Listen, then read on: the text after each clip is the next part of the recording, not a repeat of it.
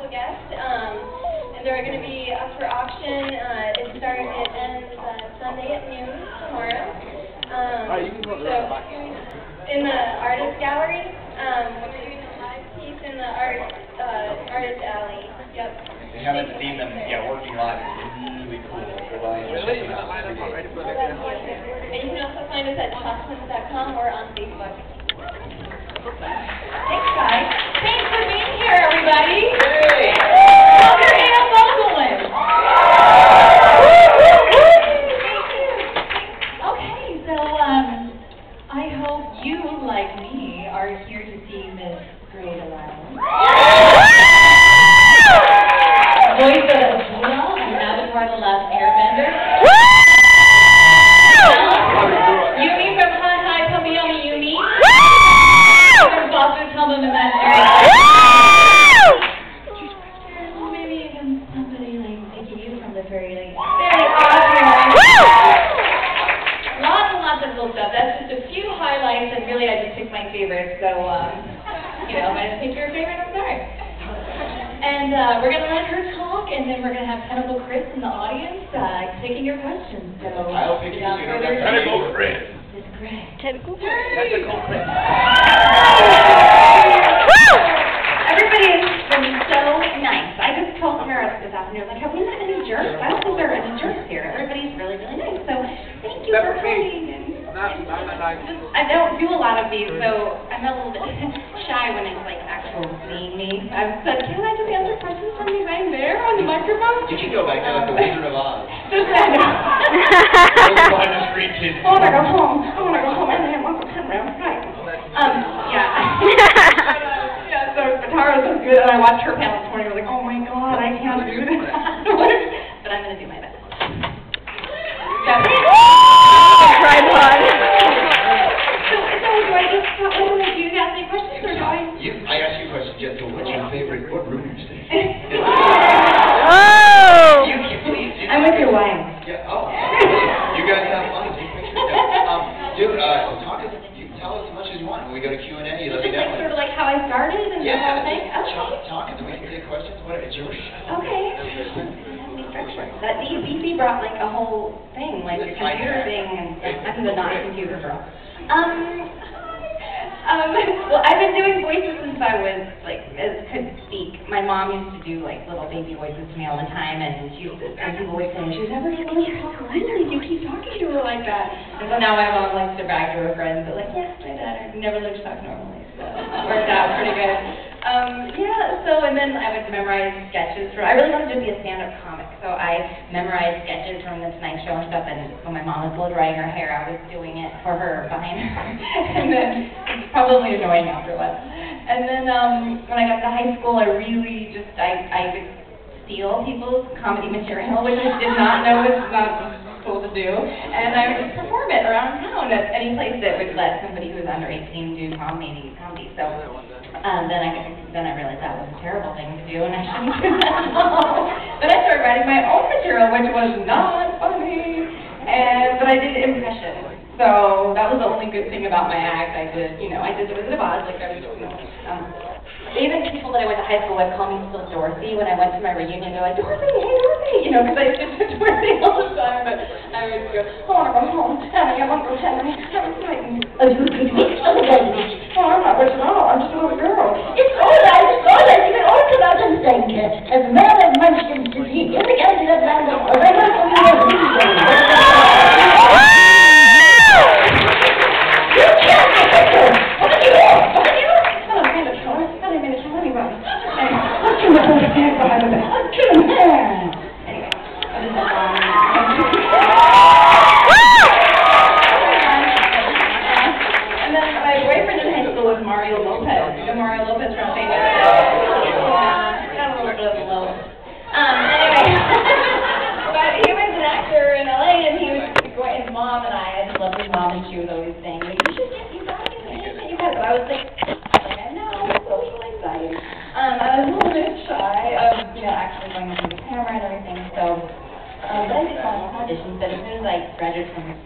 I felt like theater was where I really blossomed because, I was kind of drama and, I was accepted there, and LA, I started trying to do just on-camera work. They wanted you to just play the 20-year-old girl, and I was thinking, how boring. I don't want to be the 20-year-old girl. I want to be the dragon and the baby and all that stuff. So I did a lot of theater because you could be anything you wanted. So I did a lot of theater, and I got a degree in theater, and Bill was trying to do the stand-up, and finally this lady's like, your act is not great, but your impressions are good. And she's like, while you're working on being funny, maybe you could do some cartoon voices. So I thought, well, where did you do that? Let's go sign up for that, you know, and it ended up being a really long time, because I had to make a tape, and, you know, then somebody has to listen to your tape, which nobody wants to, because they already have, like, enough people doing it, and it's a really small world. But I was like, well, I could do that, though. That's the one thing I really feel, because when I was going on-camera auditions, I felt like, I'm sure there are other girls here that are probably just as good, if not better at this than I am. But the voice, I think I was really, I've been doing it my whole life, and I really think that I want it more than anybody else, and I really feel like if I keep trying, I can do it. And so I crashed an audition at Disney. My agent just said, I finally got an agent, after a long time. Nobody would listen to my tapes. And finally she did. It's a big deal. Like, when you look at a picture, it's easy to just look at a picture and go, I love you, you're pretty. You know, but it's a voice thing. It's like, oh, they got to put it back then. Like, well, and you have to put it, like, in the machine, and with the thing, and, you know, it's kind of a pain in the butt. So, but they took me in, and she said, you know, they don't really want to see you because they only want to see people that are already doing things. And I was like, but how do I do that when nobody will see me? I can't already be doing things.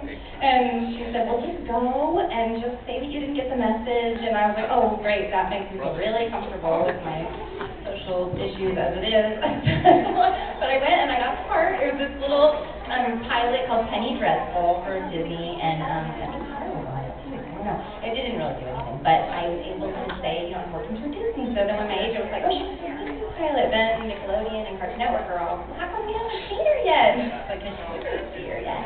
So then I got to go on auditions, and I got like 7 things in the first month that I started doing. So I was like, I know that this is my thing, I found it. I'm not going to be patient forever. I'm singing telegrams, I cleaned houses, and because I have no skills other than this. Like this, I can't do computer work. I'm a terrible waitress. Terrible. Like, I was awful. I was charming. That was better. I opened the door at Olive Garden very well. Opened the door. Italiano. Yeah.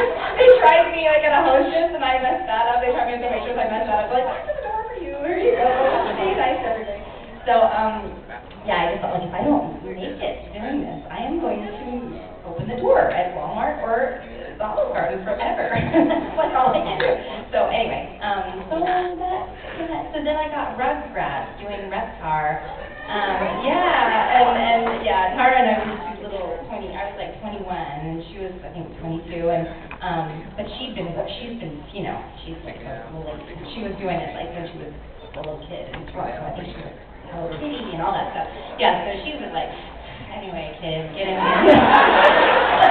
But the funny part is, like, I was so excited about having that part. I was on the freeway, and this guy, like, pulled in front of me. I'm on my way to do the Rugrats, and I swerved to get out of his way, and my car, like, almost flipped over. And so I spun out on the freeway, my tire popped, and all I could think, I didn't even care about my car. My brain was just going, look, it's your Rugrats! What if they replace you? You know, this is your dream. You've got. And this guy pulled over, are you okay? And I was like, I have to get to Rugrats. Do you know where South Tissue is? It's on Highland. I've got to get there. And he was like, what about your car? And I was like, just take the car. I'll figure it out later.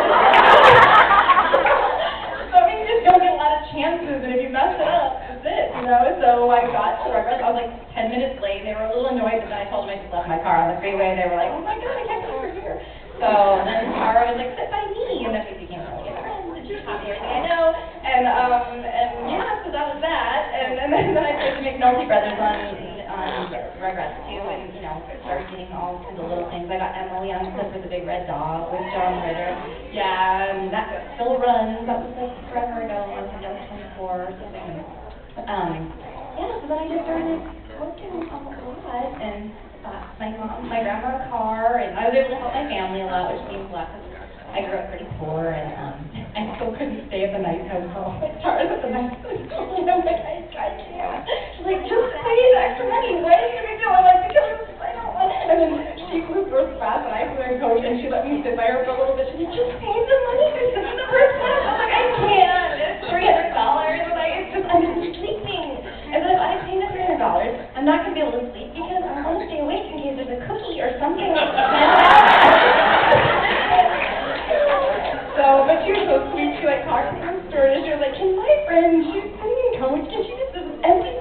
me.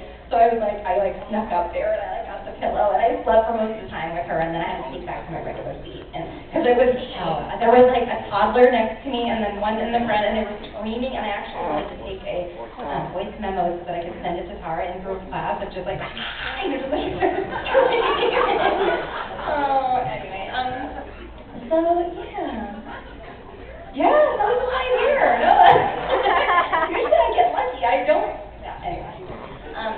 So yeah, and then I just, I don't know, like I love Grimmett Table. I love playing Mandy. That was a big thing. Oh, look, yeah.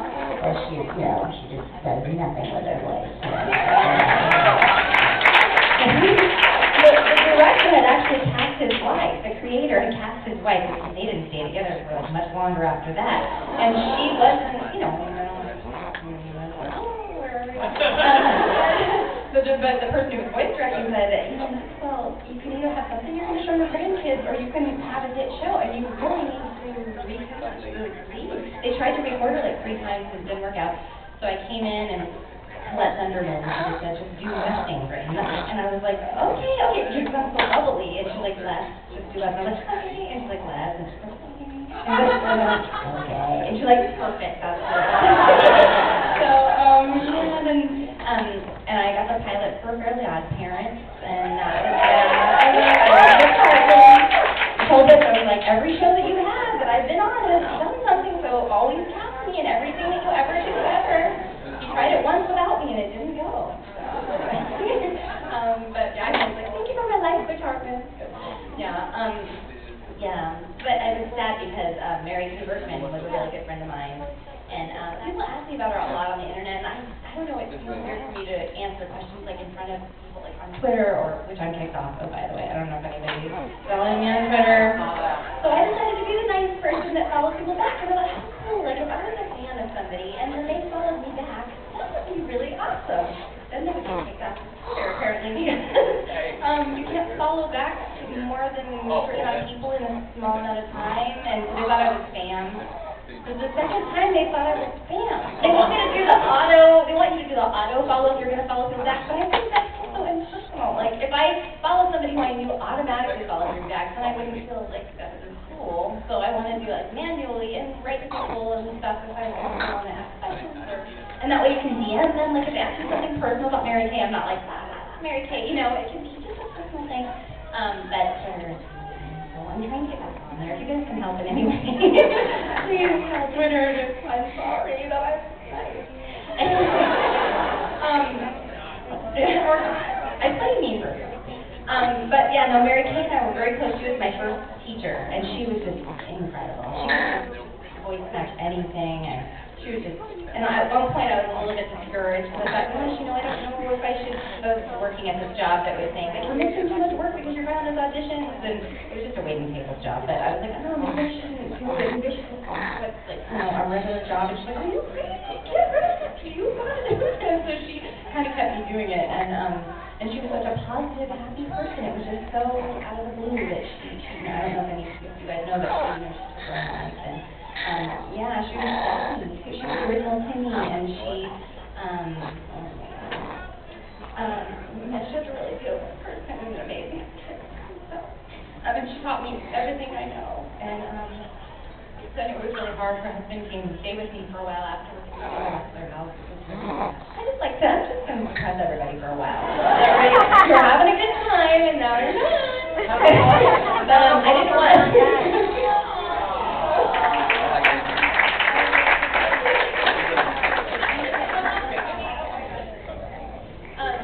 but that was when they immediately started casting, like, everything that week. Like, she passed away, and then they were like, oh, we need Jessie because she was singing Jessie, and they're like, we need Daphne, we need Timmy, we need, and it was just, I remember thinking, like, she's gone, everything's just going to keep going, like, nothing? I mean, it was really hard for me to, and then I was thinking, I need to invest in my personal life and not, this isn't my whole world. Like, because, because they don't, they're just going to go on and stuff, I need to invest in people that are my friends and family, and not make this like, because I kind of got into like, oh, what else is next? What am I going to get? So, But then Colette Sunderman, again, that woman who directs Scooby-Doo, she said, Ray, we really think that you'd be a great Daphne, you have the same sound as Mary Kay, you guys do a lot of similar things. And I was like, absolutely not. I'm not going to do that. I'm not going to audition for any. I couldn't imagine listening to her voice and trying to match her and trying to go in there and not break down crying. And her husband, who was dating me at the time, just said, Ray, you have to. She would have wanted you to do that. Of anybody, she would have wanted you to be the person. She trained you. You know, she taught you what she knows. And so I thought, okay, I'm going to go in, but I'm not going to listen to her. I can't listen to her voice and try to match her. I'm just going to go in and do my version of Daphne. And I did, and the engineer at the time said, goosebumps, because it was just like Mary Kay was in the room, and you just were channeling her. He said, you just sounded just like her, and it was amazing. So I came down, because there's new Scooby-Doo all the time. And I just feel like it's like her gift to me. You know, we both loved dachshunds, and she bought me this little Christmas ornament. I have a little wire hair dachshund, and that's my favorite dog ever. And she gave it to me like a week before she passed away. So I just felt it's special to me. Like whenever I see it on a tree, I just think, thank you, Mary Kay, for another year. You know, just being able to do what I love, and I just feel like she's kind of an angel. So anyway.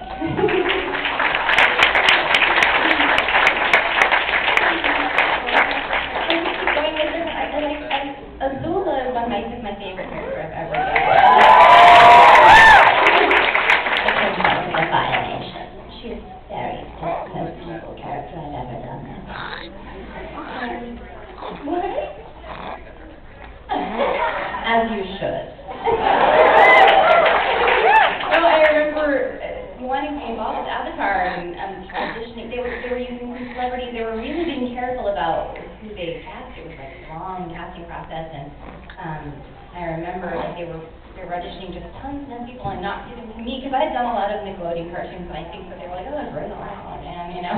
So, but I finally got an audition for it because they just couldn't find the person they wanted, and I did a lot of thinking about the part, and I was just thinking, she is so evil and so dark that because a lot of people were like yelling. They said, you know, they're kind of over the top and yelling and you know, really bossing people around and screaming, and so I just kind of went in with the mindset of Mandy, because I was saying, Mandy's so powerful, she doesn't need to yell. She's just you know, so bad and so powerful that she can just be Mandy. So I thought, I could channel that into this young princess. So she doesn't need to say anything to be very, very frightened, because you know that she will handle her business. She doesn't. So I did that, and so I had fun. So yeah, and it ended up being my favorite ever, and I just loved her. I loved her breakdown at the end. It was just delicious. I remember leaving that session just going, this is what I was meant to. This is I love it. So I love your kitty. I love the Charlie shows. They're so funny. And we're working with Jerry Trainer, and he's just a doll. It's just a fun job. All those nice people, and it's all the stuff that you got probably from school that you send your checks for it. And it's amazing. You know, something like, I hope you don't ever want this money back. It's like a mistake. How does this happen, you know? But, and then you feel like,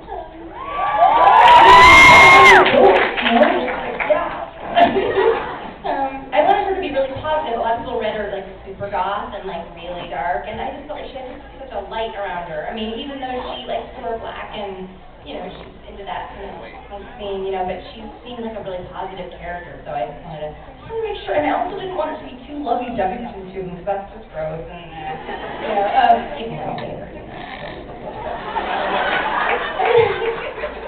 But, yeah, so I don't know. I mean. We can do questions. Sure. I mean, I'm sure people here might want to talk to you. Yes. And everybody's wondering what that voice is. Yeah. It's just me in the back. Yes, you raise your very good, very good. You've been in therapy. How does it work? Don't touch my mic. That's better than that. Go ahead and touch it. It's all right. Yes, Mr. Hawkeye. Yeah. I took a shower. Now I'm a really good singing Chinese story. Now, if I remember correctly, you said you used to do singing telegrams, right? Yes. Could we get singing in telegram as a voice of your choice? Okay. AKP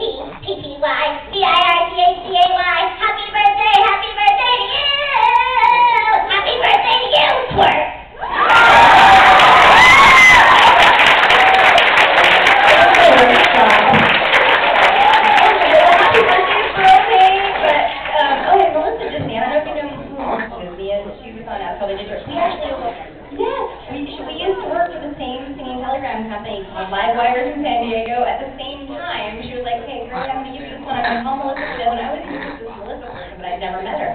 And then we were working together like years later, and she's like, oh, I just send telegrams, and where'd you do it? And I was like, San Diego. She's like, oh my God, it's live wires. And I was like, wait, and I was like, Melissa? And she was like, oh my God. So, no, the worst ones were the sorry ones, because somebody was pissed. And then you had to sit in front of them, and they were not wanting to look at you, and all their coworkers were like, don't listen to him, girl. Don't listen to him. He cheated on you, and he's sending this chick over? No. You had your hand up, and I'm lazy, so let's do this. Okay, I know you were in Hi-Hi Club BME. I want to know, what was it like talking in Japanese, and also did you get to meet Hi-Hi Club BME? Okay, it was, I had to learn phonetically Japanese, which they had all these coaches there and everything. And there were two Keone Young is amazing, and he speaks a little Japanese. But Janice Kwai is Japanese, but she didn't speak, she had a little bit, but some of the words, she just, I felt like I'm like the only white chick up there, you know, like, I'm Mexican and white, and I was like, I love Japanese, this is awesome. I think it's because I'm a singer, so I can hear it, you know, and so, yeah, but it was awesome, and I didn't get to meet them, but they did invite us to their House of Blues show, and I was really wanting to meet them, but I was a musician, I was touring, and I was actually doing a show, it was crazy, y'all. Before I had a kid, I would, do cartoons all week, and Friday mornings I would fly out to a gig that night, then I'd do another gig Saturday night, then I would fly home Sunday, then Monday morning I would jump into cartoons. It was just like, oh, crazy. And all the people that I was doing the music with were like, wait, what are you doing on Monday? And I'm like, I do cartoon voices, and then the cartoon people were like, wait, what are you doing on Friday? And I'm like, I play the auto harp rock band. So, double life. Things you learn. 10 o'clock at night on a Saturday in Orlando. Coming all the way up to first. So, obviously, the volleyball speech in Avatar, how much fun was that to literally do? It's like one of those crazy things ever. I know. It really just took things so seriously. It was so hard for her to have any kind of fun or any lightness. Everything was just like life and death, and I will conquer you. And I loved the episode of the beach where she trying to flirt with that guy. It was like, all of my things are not working. I must dominate you, you will. It was so awkward and fun. I really loved that. It was one of my favorite episodes. Just seeing her in that light, like, oh my gosh, she has a crush on this guy, and he won't do what she says. Who hasn't been there? Yes, you have. Yeah, I know. I'll lean off and give you this man.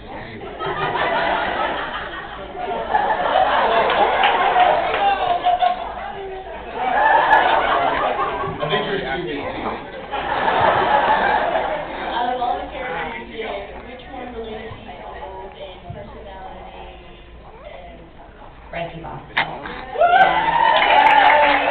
I want that part so badly, because I was like, this is me. I don't even have to do a voice to do this. This is like my character. I was raised by my grandmother in a kooky place, and we had all kinds of crazy friends, and it was a wild life, but it was fun. My grandma was a singer. She used to sing with Tito Puente, and she always crazy costumes, and this little Mexican lady, and she was just awesome, and and I had a lot of imaginary friends. I lived in an old people complex, so I didn't have a lot of kids to play with. But Lauren Bowles, she said, I really want you to audition for this part, and I just want you to be you. Don't do anything with it, just be you. Okay. But and this is kind of funny because Tara and I were really good friends, and she knew how much I wanted that part. And I went on vacation, so I'm in Hawaii, on my first time in Hawaii, and I'm like so excited. And she called, and my agent told me, like, it's looking really good for Frankie Foster. I think you might really get that thing. And then she's like, I really think you have it, you know. And I was like, oh my God, so fun. Let's first Hawaii happy. Then Tara called and leaves me a message going, Ray, I don't know if you heard, but they're actually having a celebrity round of auditions. Because she had gotten the part of the brother, and she was like, so we don't know if we have them, because they're actually going out to celebrities first. I was like, it ruined my day. It ruined my day. And I was like, I couldn't get much service either. And I was like, I was tearing up, you know, and So I called her and I was like, oh yeah, I was just kidding, no. But I was elated to get that news, so I think it ended up being a nice thing she did for me. It made me happier than ever to know that she was full of it, but there's a lot of little jokes like that. Oh, yeah. Feel better? Yes, Pinkie Pie. Oh, I'm sorry. Of all the Foster's characters, which one is your absolute favorite, like, of the friends?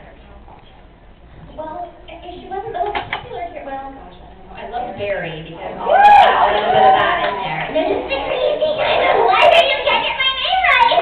It's so weird. I am so obsessed with you, I thought. but I love doing that. I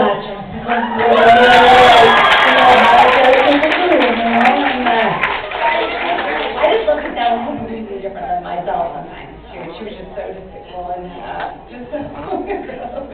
They said, things don't involve Versace, and I was like, got it, you know. I hope I'm sorry if you're watching this video. In the back right now. Okay, I know, I'm very important. Gotta tell Versace watching.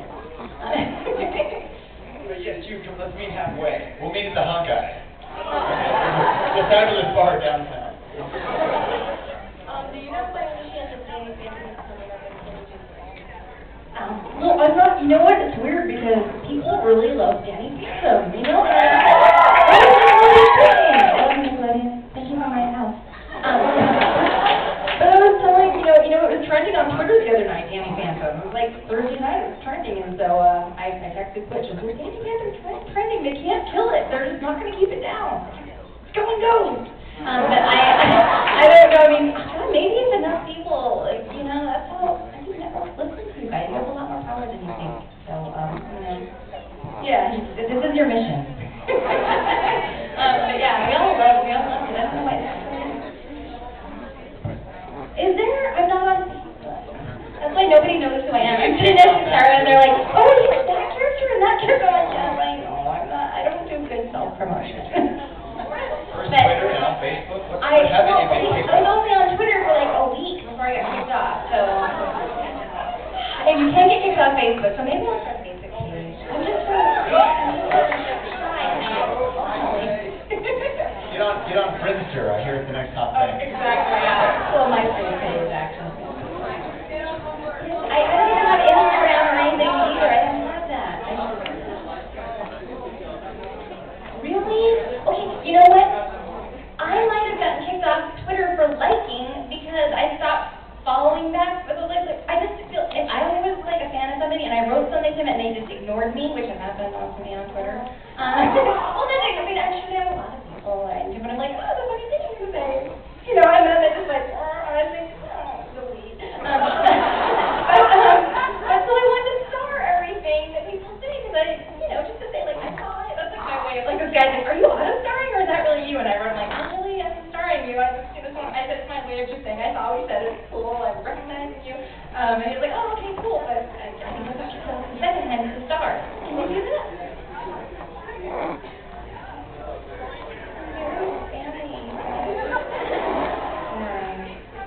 I just want everybody to know that I love them. If I just star, it's just not a scam.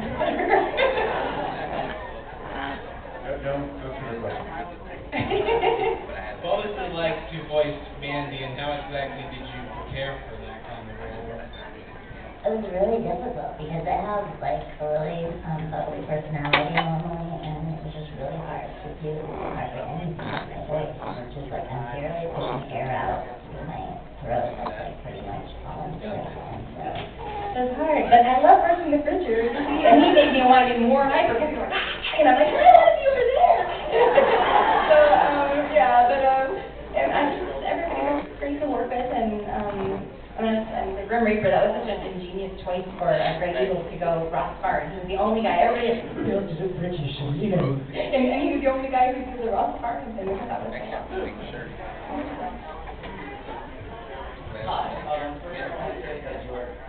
Oh, thank you! All sessions must open at any hours now. I did follow you on Twitter, and you followed me back. I was surprised that you actually did.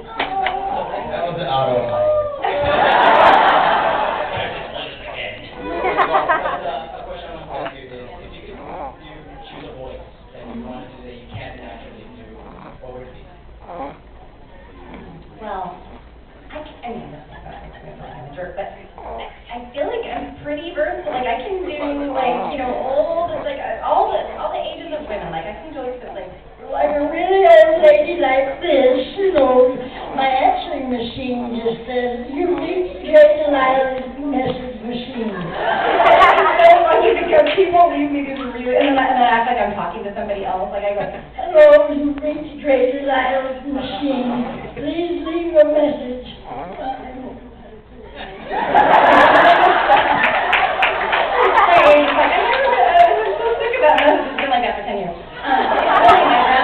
Only if I did a Mexican accent, that would be, you know, it would be that. That's exactly how her, she was like, Evita Luz, please leave a message. So I can do, like, all the range of the women. Boys, I think you kind of like until they're, like, maybe, like, 14. And I wish I could do, like, man voice, because I just feel like, I hate it when I'm usually the only girl, because they usually just kind of hire one woman per cast, because they can, you know, kind of cover all, whatever they need with the female role. Because female action figures don't sell as well, apparently.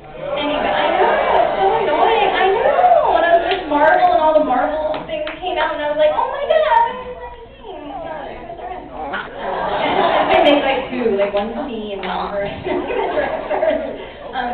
but I really wish I could do a man voice, because I work with Frank Welker all the time. When we do ADR, sometimes we switch. Like, it's our personal challenge. Like, if it's Walla, you know, he'll do the women screaming and running away, and I'll do the men screaming and running away. And we did it like 5 times in a row before the rest was like, wait a minute, hold on a minute. Are you doing the men and he's doing the women? Never just a personal challenge to ourselves.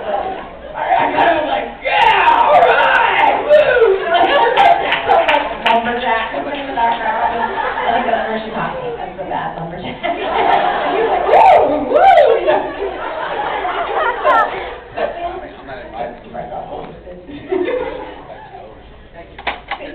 Wow, my job is to use the drop of Frank Welker. Oh my Megatron. God. And I know, he's so sweet, but he's so shy. He'll probably never do one of these, and I'm like, Frank is so many people would just love to see you, or he's just like, this is just like definitely his job, and I know he loves it, he's good at it, but he flies planes, and he travels, and he just like, it's like a small part of his life, and he's shy, and he just, I was like, would you ever, he's like, he wouldn't even do Comic-Con, even though, we kind of have to do Comic-Con, even though I love it, but. They make you. Well, they kind of do, because it's like, you're not going to Comic-Con, we're not going to cast you anymore, because you promote our stuff.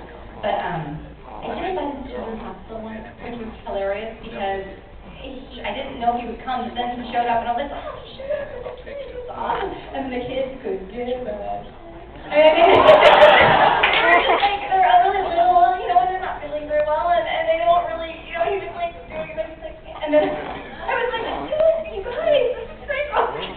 Like, fake hair, you know, but I mean, he finally got him with Curious George. He started doing the monkey, and then they were like, okay, this guy, he was trying to do Megatron and all that, and they were just like, The kids love Megatron. I know. Oh, this makes me so great. I'll just use the stop screen. Like your day would start to, yeah, but I was like so impressed that he came down. It was great.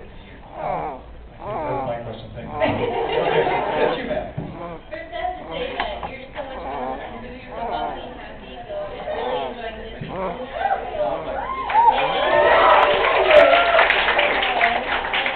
I don't know, I read somewhere, I don't know if it's true, you could just speak, is it true that the rumor was going on that maybe you're going to be doing the voice for the Legend of Korra next week?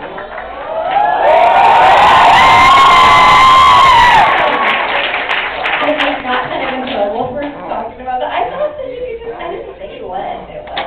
I have a big mouth, so what? And Janet Varney and I are like really close friends. So I was like, oh, that's cool, you know, and all the things, I already said it on Twitter, it's empty, it's probably dark, and it's the spirit world, so, and it's a very different character. So, anyway.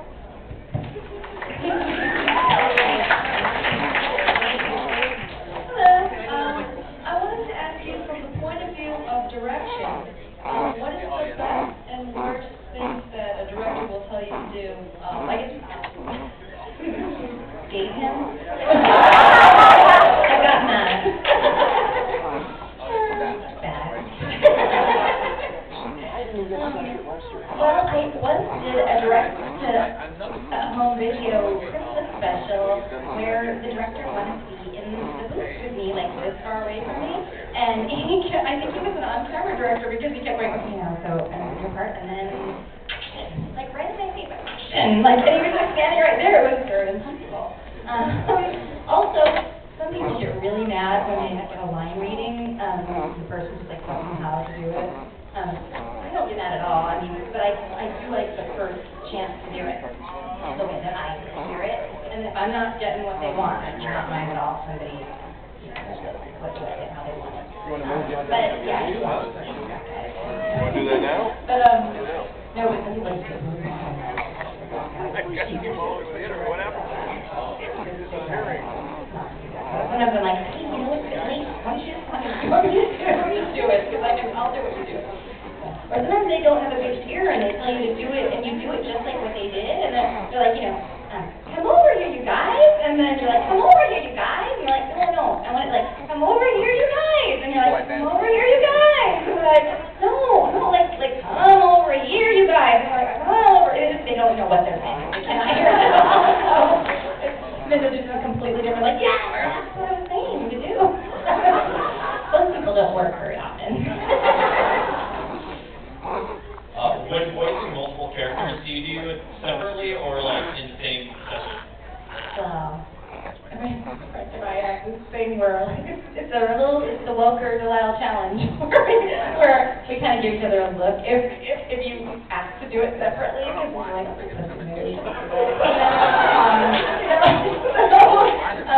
but it's a lot easier to separate it. But if you want to have a lot of fun and challenge yourself, then do a run.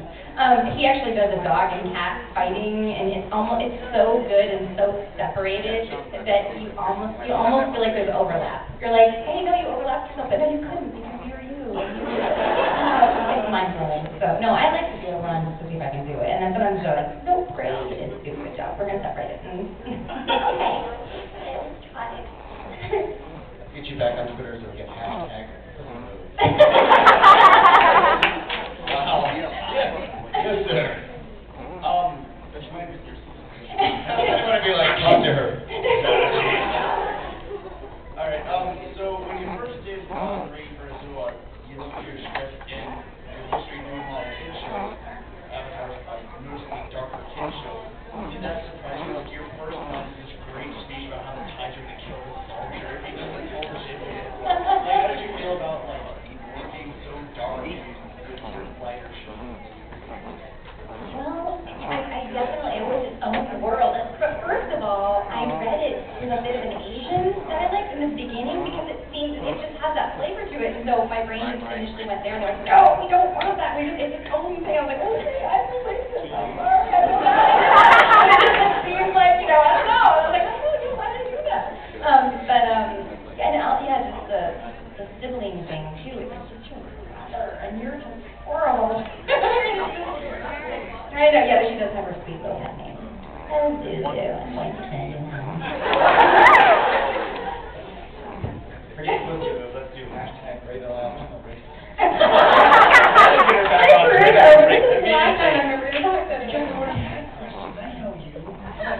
I'm just talking to you. I have a Jerry. She becomes Batman when she doesn't get a question. Give me a question. Yes, too bad. Let's meet the Hawkeye. Hello, sir. What's one of the funnest behind-the-scenes things that you've had with another coworker, like your face-off with Golden? Oh, gosh. The Tough Puppy sessions, I have never had more fun. I thought that the Fairly Odd Parents sessions were the most fun ever, because the writers are so hilarious, and we're all kind of like throwing out ideas like what's, funny, and they incorporate everyone's ideas if they're good enough, and it's just so collaborative, and, but Jerry Trainer and I have a good, just like I have a tendency to just I get so into the story that my part comes in and he's like, oh, that's me, I'm the next one. And he's always like,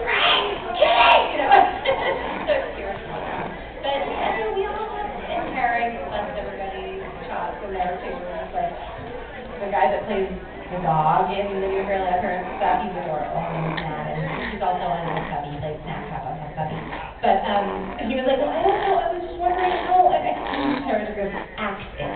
Like, so now whenever anybody's struggling, it's like act it. Tara, both. In and up. She killed 3 bronies in the panic. Crazy. Bronies are so cool. Like, I didn't even know anything about it, really. I was like, what is a brownie? Sarah was like 4 months ago, whatever. She's like, no, they're brownies. And I was like, oh, cool. And then when I got on Twitter, you know, some people started following me, and then I started talking to them, and I was like, are these the nicest people ever? And then the Howard Stern thing happened, and I was like, oh, jerk. And I'm like, no. And then my people were like, why do you hate Howard Stern? And I'm like, oh, God. I get embroiled in things. Yeah, anyway, but I think the brownies are nice. All right, we're dinner. 10-minute warning. Go ahead. You can rest your hands, too, because I'm cheating. Really, if I don't pick you at the end of it all, it's not her fault. It's mine. Just blame it on, say, like, Tony Stark didn't pick me. But we'll try to get it to as easy as possible. Keep it short, sweet. Sauce Boss, you're next. Yes? Sauce Boss. It's a good thing. It's a racial slur. All those barbecue-using barbecue people. I just wanted to thank you first, because I think that you're an inspiration as far as the work that community. My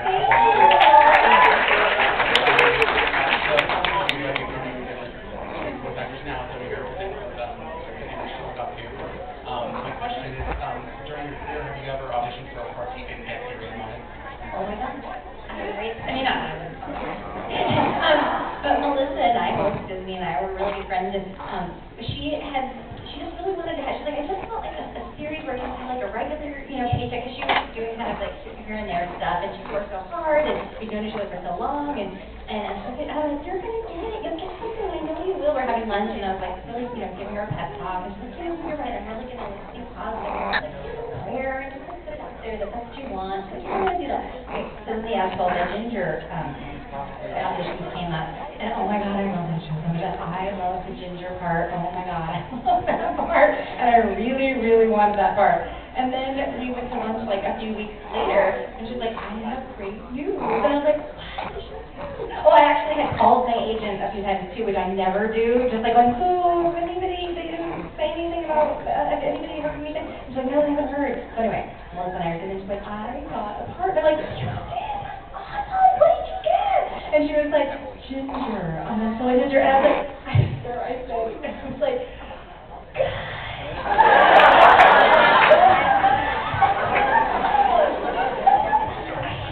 and it was like all like, it was so high in my register that it was like whispering. Like, I said Grace like 10 times, but mine was like, are you going to be all right? And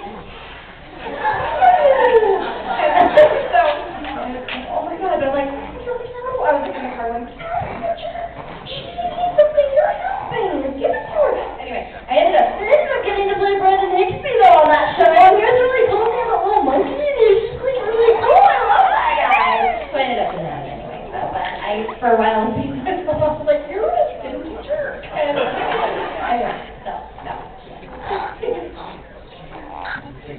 Also, when I didn't get, sorry, on Spider-Man, sorry, on the Adventures of Spider-Man, I can't remember what it's called. The Ultimate Spider-Man, yeah. Okay, so I auditioned to play yes. No, the redhead, the pretty redhead, not Mary Jane. No, Carrie didn't get it, Vanessa Marshall got it. Yeah, and I was like, oh, but the funny thing was, I played this one jerky girl, like she was just like one line.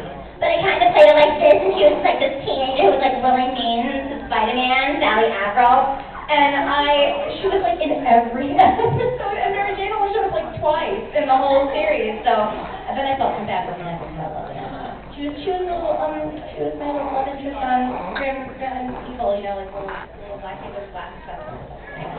Irwin, I'm sorry, I forget you guys were more anyway, sorry. Get down to it. Under Spectacular, 5 minutes. spectacular. Here we go. Hi, I love it. Thank you. I'm so kidding. I love doing voices too, and my mom likes them, I think. I think the first band. I just was talking to mine. She has me read posts out loud to her, and I like to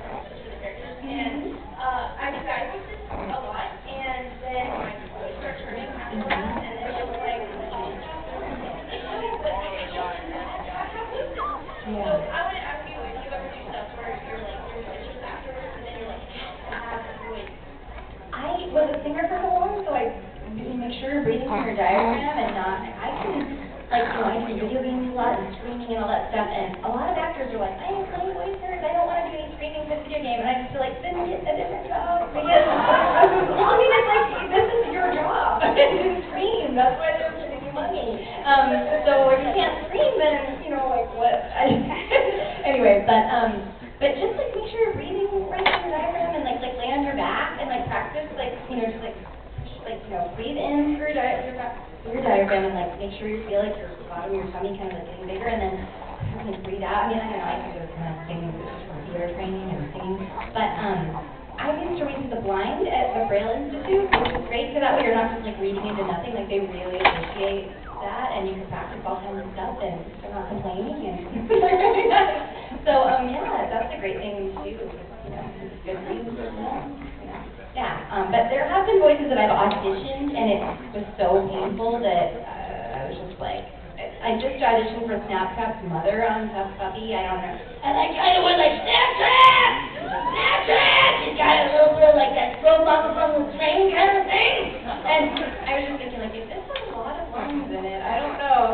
as soon as you want to tell, if it's just a guest star, I'll still do it, but if I'm like hurting at the audition, I'm like, I love you guys, and I really want to do the part, and I really want to pay my mortgage, but I don't think I'm going to do the part, and I'm really sorry. And I've told them at the auditions, and they really appreciate that, because it's better than some people just take it, and then they get hired, and then they start complaining, and well, great, now we've got Samantha that's doing the voice, and I'm not doing that, so, hey, that was a long answer, but.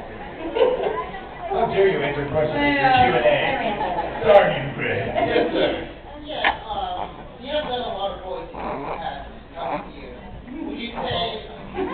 Just thanks for working on that. I'm old. I've been doing this since 2020. 72 years, Great Island. Would you say that doing children's films easier or video games? I'm a bubbly person, but I have a dark side, and I like the emotional life of the characters and like really delving in deep, and I feel like video games provide that. But you do Wow Love Me too long, all day long, and then you just run it. You know, I mean, sometimes when Tara and I were playing Whoopsie and Daisy, like on the break, we were like, you know, it was all just for the break, you put the kids out of your system, and then you're like, Okay, I'm ready to be happy all the time again now. you know, just, yeah. But I like video games a lot, and also the fan base, video games are just, it means a lot to them, and you know, and kids it does too. I mean, like little babies, oh, what's sweeter? I mean, they just, you know, you do Whoopsie or you do Emily Elizabeth for them, and they're just like, they can't, you know, can't believe it, and it's really sweet. But you know, people go to their crappy job all day, and they just want to like let loose when they get home, and if we can help them like support for a few hours, it means a lot to them, and I think lots of me to be able to do that for somebody. So I think when I'm doing characters for video games, I put a lot of extra effort into trying to make them as dimensional as I can, make that world as realistic as possible.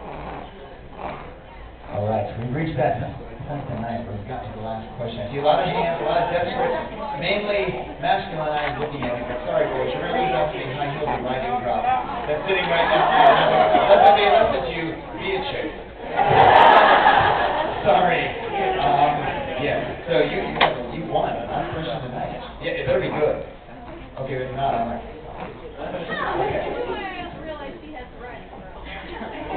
I'm not sure how your son is.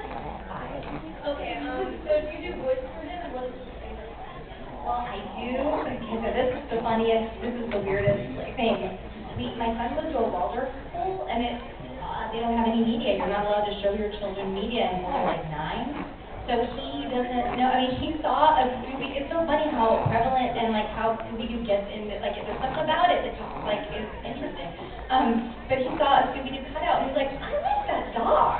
What is that dog? And I'm like, oh, Mommy's playing that's a show. And you know, and his friends are like, your mom is, you know, they're telling him, and he's like, no, she isn't, she's my mom, you know, and he just doesn't. So we read a lot, like he's reading Huckleberry Finn right now, and he's read Little Women, and like, I mean, he's just, we're doing a lot of books, but I do all the voices when I read to him, so it's funny because his dad and I are still like really, really good friends. We're not married anymore, and I met my husband on Twitter, and we're married now, so, he wasn't a fan though, he was a funny guy that I started following first, and I was like, you're really funny, and like, you're funny too, and I had my mouth picture, and he had the picture of this red-haired crazy guy, him, and then it wasn't him. We were texting like at 2 in the morning, and I was like, hi, like I was joking, and he was like, oh, that's not my picture. Anyway, but his picture was like this bald, red-haired guy in like a suit. Bald, red-haired? Yeah, but I didn't care. My friends were like, why are you talking to that dork? And I was like, he's hilarious, and he's my friend, and I don't appreciate you talking about him like that. And then he turned out to be like super gorgeous. And so I was like, I'm glad that I kept my dork around because he's awesome. And it's not just like he's like a beautiful guy. So. But I fell in love with his heart. I didn't care. I really probably would have left him anyway. But yeah. No. He just looked really stuffy in his picture, like an insurance agent or something. I don't know. It's really funny. Okay, well, I was telling you something. What happened? See how it goes? Oh, my son. Yes, okay, so I did all the voices in the book, and his dad said, well, I tried to read his name is Tex, after Tex Avery, the animator.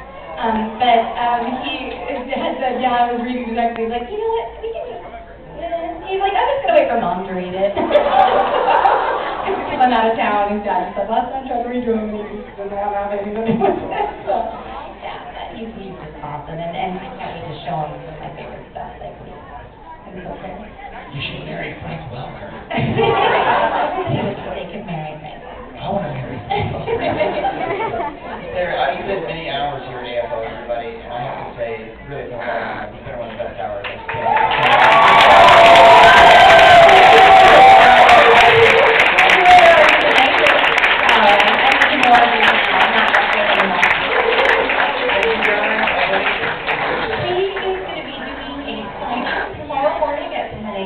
Over at the mainland campus. So 10 a.m. tomorrow morning, and the two studios fairly on